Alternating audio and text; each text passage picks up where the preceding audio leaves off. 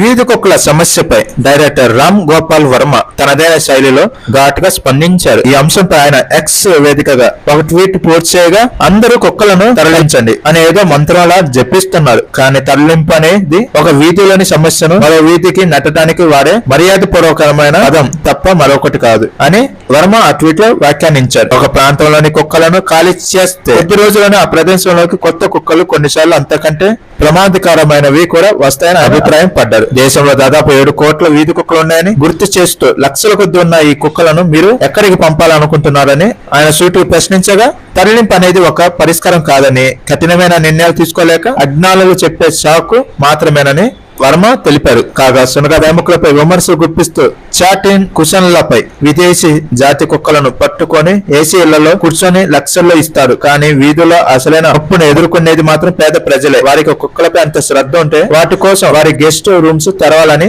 ఆయన తన ట్వీట్ లో వివరించారు. తన విలాసవంతమైన ఇళ్లను, పిల్లలను కుక్కల బారి నుంచి కాపాడుకుంటూ ప్రభుత్వానికి మాత్రం తరలింపు సలహాలు ఇవ్వొద్దని వర్మ హితవు పలికారు.